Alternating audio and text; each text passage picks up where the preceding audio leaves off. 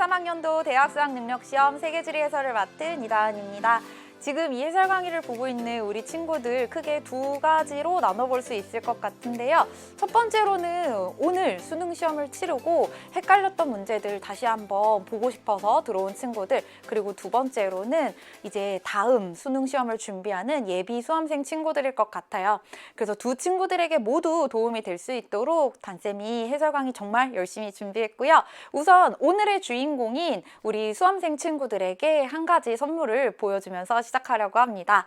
여러분들 오늘 참 힘든 하루였다, 그쵸? 여러분들이 앞으로 살면서도 이 오늘 하루에 느꼈던 감정과 공기와 분위기는 쉽게 잊혀지지 않을 거예요. 그만큼 여러분들 대단한 일 한 거 맞고요. 근데 오늘 여러분들 책상에서 나 혼자 이 많은 문제들과 싸우고 있고 굉장히 외롭고 불안하고 힘들다고 느꼈겠지만 사실 이 온 세계가 우리 친구들의 수능 대박을 기원하고 있었습니다. 자, 무슨 이야기냐면 이 지도는요, 평상시 우리나라 하늘에 날아다니는 비행기의 모습입니다. 굉장히 많은 비행기가 여기저기서 막 날아다니고 있죠. 그런데 전 세계에서 유일하게 한국에서만, 그것도 1년에 단 하루만 볼 수 있는 지도가 있습니다. 자, 여기 보세요, 여러분들.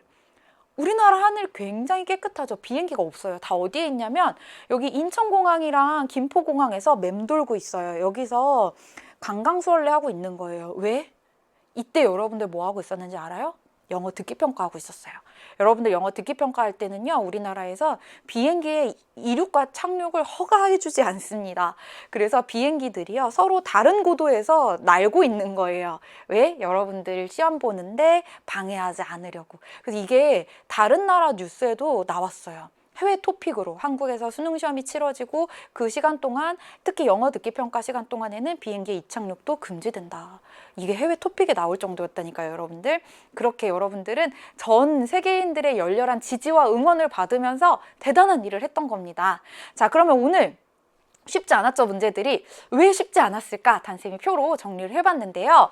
일단 세계화 지역 이해에서는 나올 법한 문제가 나왔죠. 지역화 전략 3가지 잘 구분할 수 있었다면 크게 어렵지 않게 해결할 수 있었을 것 같아요.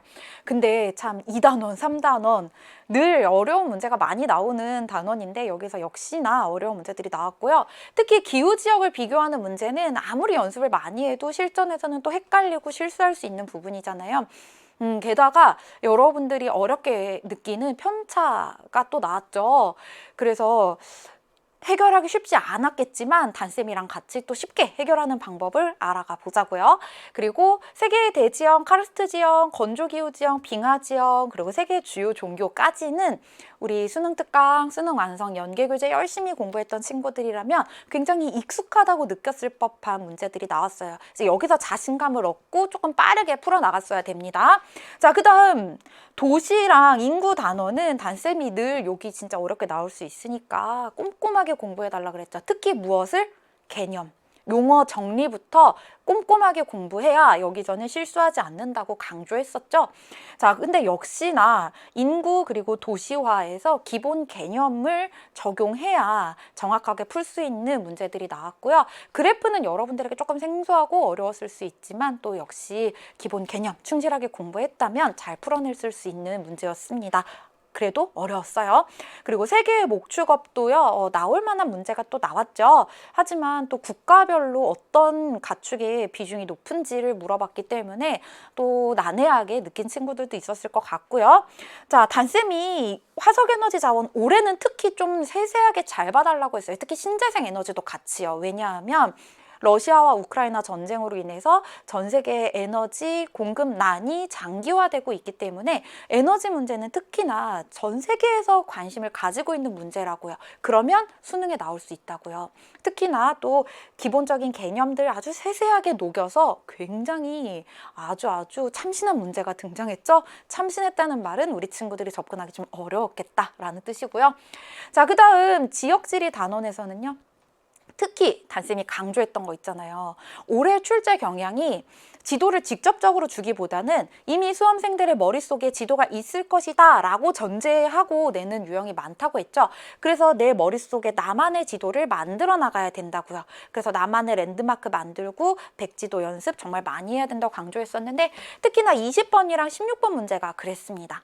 또 18번 문제에서는요, 여러분들이 사하라나 아프리카와 중남부 아메리카의 자원 정말 열심히 공부했을 텐데 이 자원과 관련해서 크게 비중 있게 다루지 않았던 볼리비아와 케냐가 나왔기 때문에 조금 생소하게 느끼고 많이 헷갈렸던 친구들도 있었을 것 같아요. 또 어떻게 해결해 나가는지 해설 강의에서 보여드릴게요.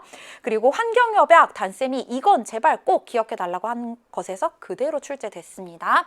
자, 이제 우리 예비 수험생 친구들을 위해서 만점을 위한 세계지리 공부 꿀팁 알려드릴게요.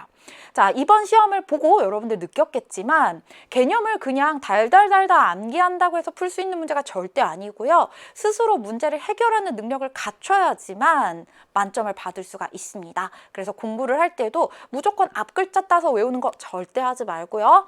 맥락과 인과관계를 이해하는 공부를 해야 되겠고요. 자, 두 번째로 지도 학습이 정말 중요하다 그랬죠. 근데 여러분들 새 학기 초에 교실 딱 들어갔을 때 생각해봐요. 낯선 친구들, 그 친구들 이름, 얼굴, 그리고 자리 배치 여러분들 지도 만들어가면서 외웠나요? 그러지 않아도 자주 보고 익숙해지면 집에 가서 그냥 자려고 누웠을 때도 우리 교실에 있는 친구들 얼굴 다 떠오르잖아요. 그런 거랑 마찬가지예요. 처음에는 연계교재에 있는 국가명이랑 국경이 표시된 지도에 연습해보고요. 그 다음에는 국경만 표시된 지도에, 그리고 마지막은 국경도 없는 완전 백지도에 연습해보는 겁니다. 이렇게 지도에 나만의 랜드마크를 계속 채워나가면서 나만의 백지도 연습을 많이 하는 거죠.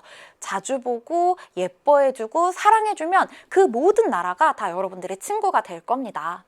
그리고 단원 간 융합되는 문제가 많이 나왔죠. 그래서 어떤 한 단원의 문제를 분류하기가 조금 어려울 정도로 선지 하나만으로 여러분들 참 난해하게 만드는 그런 문제 유형이 꽤나 많았는데 이거는 단쌤이 늘 강조하고 예측했던 부분이기도 합니다. 그래서 지역의 쟁점과 이슈를 파악하는 공부를 해야 되겠고요. 그리고 정말 여러분들 단계별로 공부를 해야 돼요. 항상 수능에서는 그동안 많이 출제된 적이 없었던 저기 구석에 있는 개념 하나가 나와서 여러분들을 힘들게 만들기도 하거든요. 어쩔 수 없죠. 변별력을 갖춰야 되는 시험이기 때문에. 그래서 수능 개념 공부할 때부터 정말 꼼꼼하고 세세하게 면밀하게 공부해야 돼요. 우리 학교 친구들도 보면 수능 직전에 질문하는 게 뭔지 알아요? 수능 특강이랑 수능 완성 기출문제는 이미 여러 번 풀면 숙달이 돼요. 그래서 수능 직전 일주일 동안 질문하는 내용은 다 개념 관련된 내용들입니다.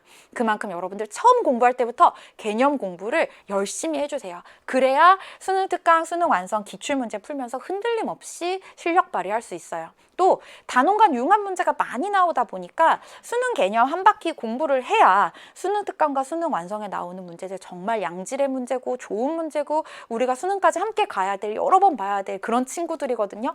이 친구들을 만났을 때 그 문제를 정말 내 실력대로 풀어낼 수가 있는 거죠.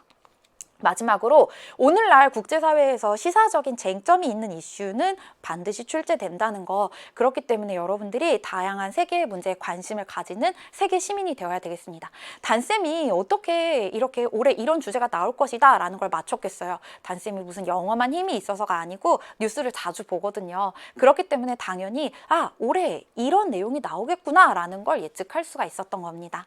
우리 친구들 모두 오늘 정말 고생 많았고요. 이제는 여러분들이 지금까지는 우리 동네 지리학자였다면 이제는 전 세계 속으로 직접 나가서 발로 뛰면서 세상에 좋은 곳들도 많이 가보고요. 맛있는 것도 많이 먹고요. 좋은 사람들도 만나고요. 그렇게 진짜 여러분들의 인생을 다채롭게 채워나갈 수 있는 시간이 되기를 바랄게요.